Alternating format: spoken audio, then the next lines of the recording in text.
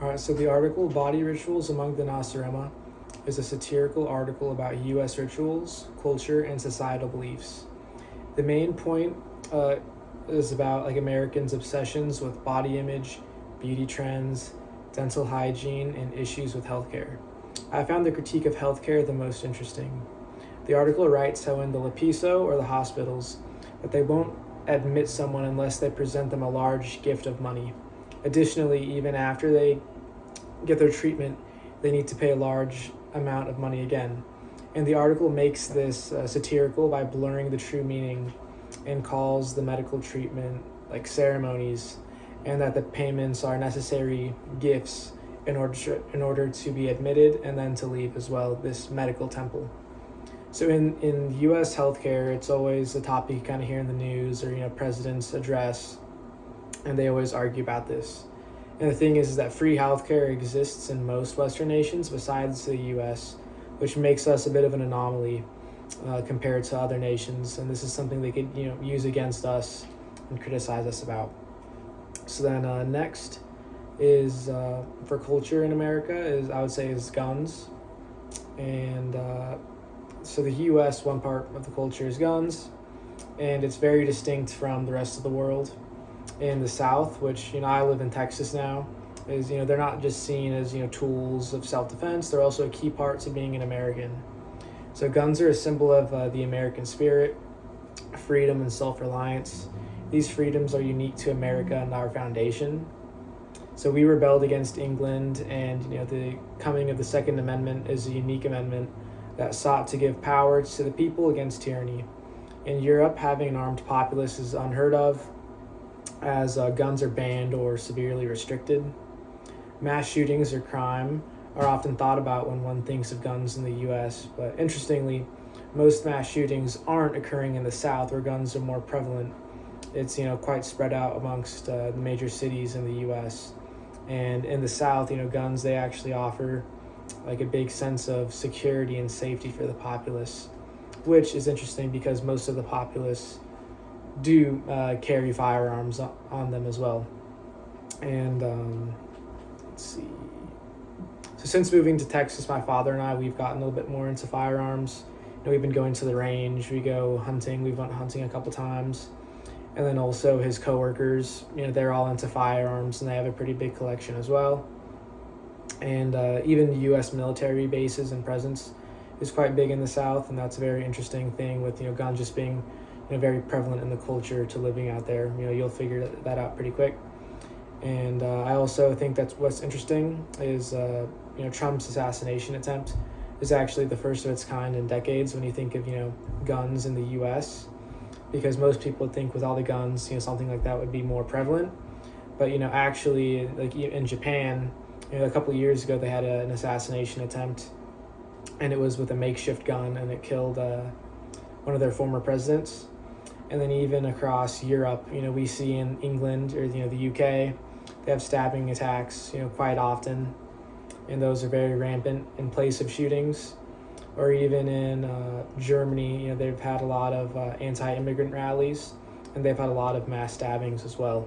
So instead of having gun issues, it's very prevalent to have stabbing attacks, acid attacks, car attacks. So it shows that guns aren't just, the main issue, and then in America, guns have a bit of a different, meaning. And next is kind of how it's changed throughout history. So first, you could think of the history of guns in the U.S. and how it helped create America. So the Second Amendment emerged after the Revolution with the belief in strength with an armed populace to prevent tyrannical leaders or regimes.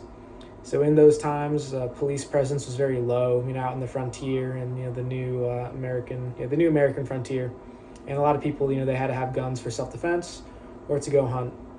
But nowadays, the police have a much bigger presence in our cities and towns, and hunting is more recreational or a bit of a sport, and it's not really necessary to live in our world. And next is that guns are no longer just single-shot muskets that require an immense amount of skill. Nowadays, semi-automatic handguns and rifles are very prevalent. They're way more deadly, and they're pretty easy to use. And next is that gun crimes, they've developed to kind of plague a lot of our major cities, and mass shootings and school shootings are kind of in everyone's mind nowadays, which this didn't exist centuries in the past. And yeah, now guns are very controversial nowadays in the media. But the interesting thing is that in some places guns can be very controversial, but if you're in some southern areas, guns aren't controversial, and you'll find that most people, they own guns, they go shooting all the time, and they never have any second thoughts about their guns, and they enjoy their freedoms and liberties quite a bit. And next, this kind of plays into guns being beneficial or detrimental. And then I've kind of noticed that it's both. Is that the right to self-defense and the Second Amendment is a key part of American values and just the freedom and liberties that it gives. Many individuals trust in firearms, and that it helps increase their protection of their families and themselves and their property. And then next is that there's also times where armed citizens have stopped mass shootings and prevented further violence from bad people. It's like these stories kind of show the good side of gun ownership. I know within the past couple of years in Texas, there was a church shooting that was going on, and someone armed in the crowd took down the shooter. And then even 2 years ago, there was a mall shooting that was occurring, and then one trained individual stopped the shooter before he killed anyone. So there are a lot of positives. But on the bad side is that the gun buying process is very flawed, and this is something you see quite often in the news. And harmful people can get their hands on guns legally, which is pretty crazy. And oftentimes you also hear that parents could legally procure guns and then give them to their children, or just leave them out, and then the children can create harm from that, which is pretty bad. But the interesting thing is that even with stricter gun control, you're still going to find that gun crimes are still prevalent. And you could see this in a lot of the major cities, such as like Chicago or Oakland, where gun control is very, very strict. But those cities still lead the nation in gun deaths and crime, and that's according to some FBI statistics.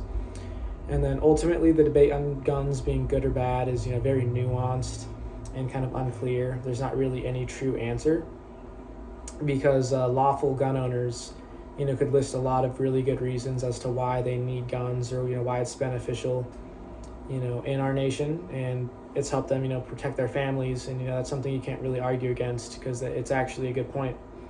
But a lot of other people that might not be too into guns, they could argue and just point to all the crimes stemming directly from guns.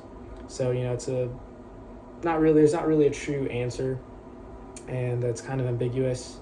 And it also further shows that it's ambiguous because within the past couple of years, a lot of presidents and government officials have tried addressing this issue, and no one could really come to a clear conclusion on whether they're going to ban guns, make them easier to attain, or anything like that. It's very, very ambiguous, and it definitely does play a big part in our culture.